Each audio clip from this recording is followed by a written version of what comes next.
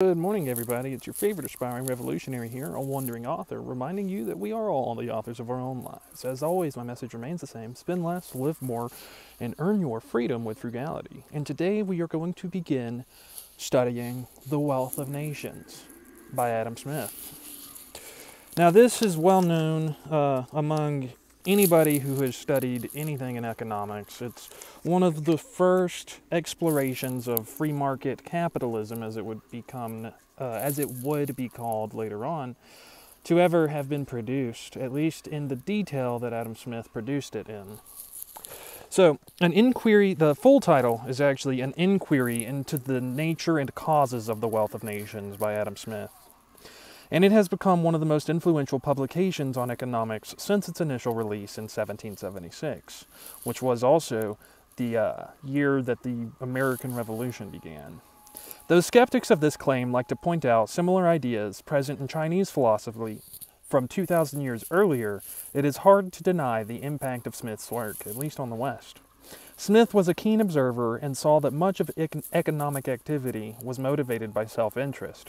His conception of the economy was that of an emergent network of interpersonal patterns and relationships. In this light, order resulted from rational agents being left to their own devices. Adam Smith lived during the Enlightenment and got people to think about social sciences, like they did hard sciences, such as physics and chemistry, and this view thrives to this day, even though some people still consider economics to be a soft science. However, his fans have pointed him out as a defender of free markets above all else, and this was not always the case. Throughout his work, Smith plays devil's advocate and will argue both sides of an opposing issue. In addition, the threat of large corporations coming to dominate markets, influence governments, and suppress wages concerned him greatly. Adam's greatest strength lied in his ability to distill topics down to fundamentals. His main argument would be that these forces tend to the common good when we have perfect liberty and competition. So, now we'll talk about the introduction and the plan of the work. This is a book that's composed in multiple volumes. So Smith begins his book with a broad overview, giving us a preview of the undertaking. He says that every nation's annual labor is the fund which supplies it with all of life's necessities and conveniences. His view aligned with the physiocrats, who recognized what mattered more than your total accumulation of wealth was your ability to produce it in a given time.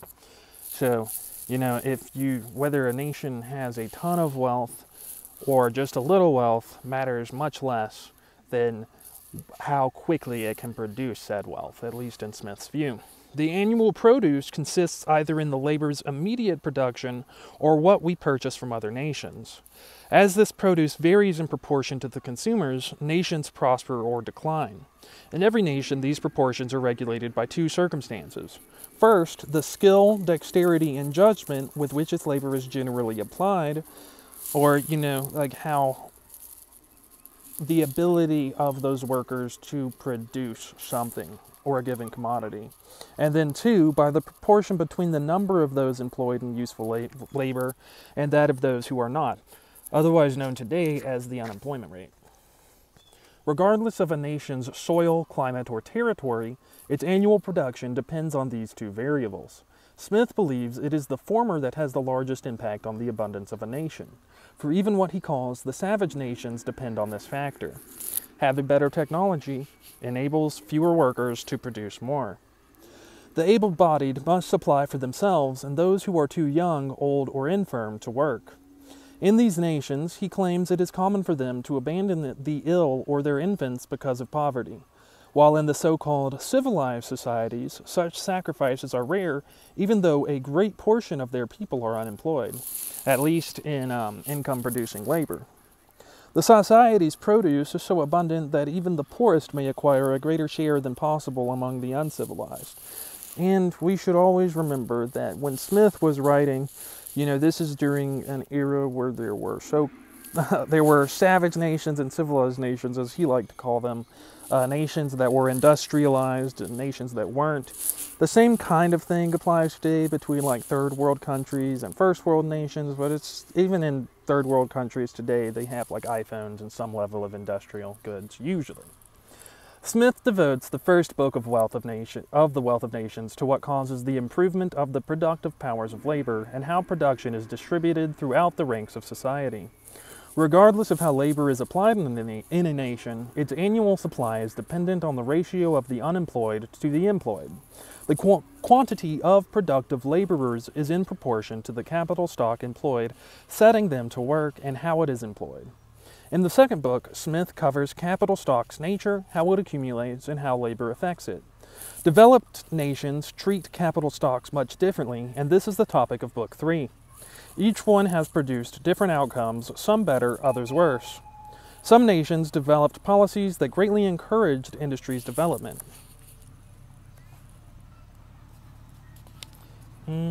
Smith considers European policy to have been more favorable to art and manufacturing since the Roman Empire's downfall compared to agriculture.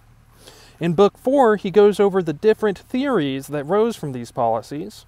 Though these policies may have been introduced by men of different order without knowing how they influenced the nation at large, they have since spawned a wide variety of political economies. Some of these policy choices have favored the industry of towns, while others have favored the countryside. In either case, they influenced political opinion, academic thought, and political conduct, or public opinion. Book 5 deals with the revenue, debts, and spending habits of sovereign nations. The final book examined the Commonwealth's necessary expenses, which of these should be a social burden, and which should only affect a few. It also considers how society can be made to contribute to these costs, the benefits and cons of each method, and finally, why modern governments almost universally fund these with debt, and how this debt affects the whole of society. Book 1. Of the causes of improvement in the productive powers of labor, and of the order according to which its produce is naturally distributed among the different ranks of the people. Now, if we translate that to modern English, Book 1, Chapter 1 is, Book 1 is about what causes labor's productive powers to improve and how this production is distributed, or at least the fruits of production are distributed among the people. Now, Chapter 1 is about something that everybody who's ever read anything about economics has heard of today, of the division of labor. Though we use the term often today, division of labor was seldom heard in Smith's time. However, what he meant by it is captured by modern connotations. Adam opens the first chapter of his book by explaining how the greatest improvement in labor's productive powers, its skill, dexterity, and judgment, has resulted from this division. In primitive cultures, everyone who labors works in every industry. They hunt, fish, weave clothes, and build houses. Civilized societies allow men to devote themselves wholly to a particular task, and perhaps that is even what distinguishes civilized societies from the uncivilized. And they tend to produce greater advancements when they specialize in tasks compared to when they are a generalized social system. We can understand the way this process works through examining specific industries. Smith supposes it has been carried out to the furthest extent in tiny industries because the industry that supplies a small market only supports an equally tiny workforce. These trades are often small enough to employ everyone inside a single workhouse, while larger trades require multiple. With these, we rarely see more at once than those employed in a single branch. Even though work may be divided in large trades, he says division is less obvious and less well studied. So he decides to examine the example of pen making, which is literally like a pen that you would use on your clothes, because it had already been the subject of much attention in his time. An uneducated worker would not be able to make 1 pen a day, let alone 20, regardless of his utmost efforts. The way a pen was made back then was actually composed of a number of distinct trades. One man would draw out the wire, one straightened it, one cut it, one sharpens it to a point, and one grinds it to make a head.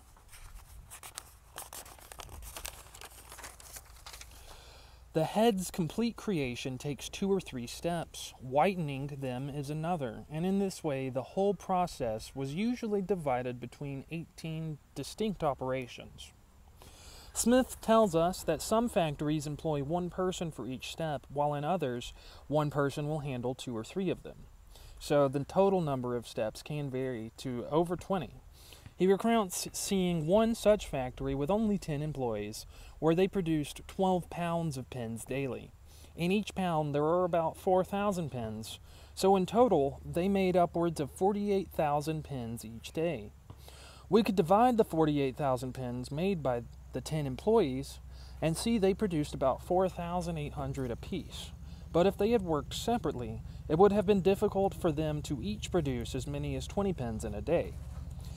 Smith attributes this massive leap in the productive power of labor to its division, which said the division of labor affects large industries the same way it does small ones, even though operations may not always be subdivided to the same degree.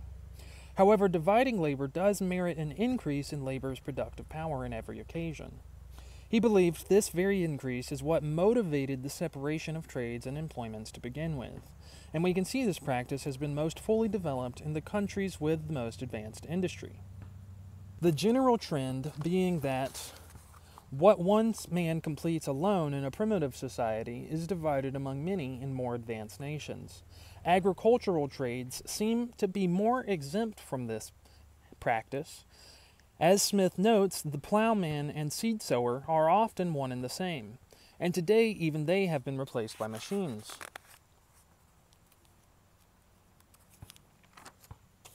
He cites this lack of separation as one of the primary reasons productive enhancements in agriculture were not keeping pace with those of manufacturing back in his era.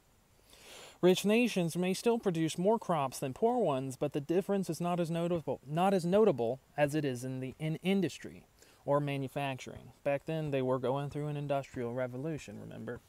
Even though France could create cheaper manufactured goods than Poland in his time, their corn would cost nearly the same. France could produce superior silk than England, but this resulted from a more suitable climate, while English wool dominated the market. The consequential increase in production from this division of labor is due to 3 factors. Each worker's skill and dexterity improves. 2, time is saved that is usually spent switching tasks. And 3, the invention of machines simplifies and facilitates labor, so one man can do the work of multiple. Improving the skill and dexterity of workers benefits his output, since the division of labor focuses each man on one task.